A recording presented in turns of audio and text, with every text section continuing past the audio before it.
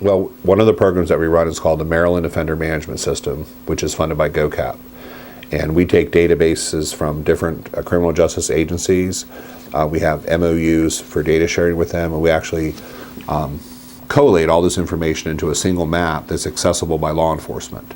And what we're doing with that is we now have very comprehensive criminal justice data set, but viewed spatially for the entire state of Maryland. And the surprising part is that we're doing it, to some respects, and but we do a good job at it. And it's actually, I think, easier for some of the state agencies to share the data with us. We're kind of a neutral location, yeah. And we have all the security in place and things like that. And we're just sort of adding more and more data to that. And it's really providing law enforcement I like to call it a situational awareness tool. Mm-hmm. So they can go into any section of Maryland, let's say it's Baltimore, could be Chestertown, and look at a community, look at a neighborhood, and if there's a sudden pattern of crime, they can then examine spatially, the different offenders or open arrest warrants that might be in that area, and they're really providing them clues for the police investigators to go use to solve crimes. We do a lot of work with domestic violence, which is Governor's number 6 priority to reduce domestic violence against women and children, which seems like a really good idea to me. And but previously, before we started messing with the data, so we want to talk about data. Well, no one had an exact finger on exactly where domestic violence was occurring in Maryland a few years ago. But now we can pull up and we can tell you exactly where every case of domestic violence occurred. We can look at where protective orders are issued, and we can start examining areas of the state where maybe there's a higher rate of domestic violence. This then allows the governor and his team to focus resources on those areas to help achieve the goals. Well, I would say one thing that a lot of people tell me, when did GIS start?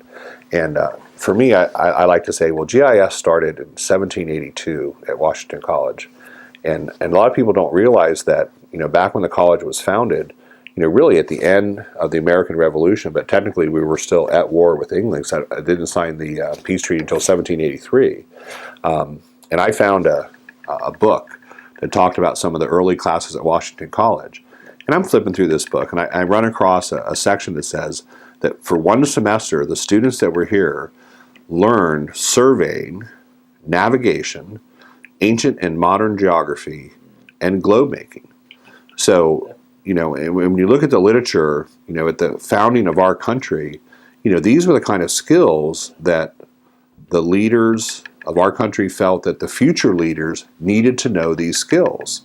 And, I look at what we're doing now, and I think we're doing the same thing. Now, technically, we're not doing globe making, although you could think of Google Earth as a globe, and it's kind of like globe making.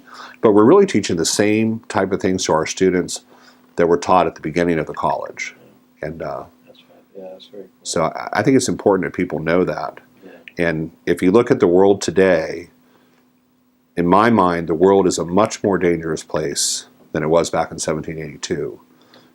But the reasoning behind having the future leaders, now back then it was just the young men of the country.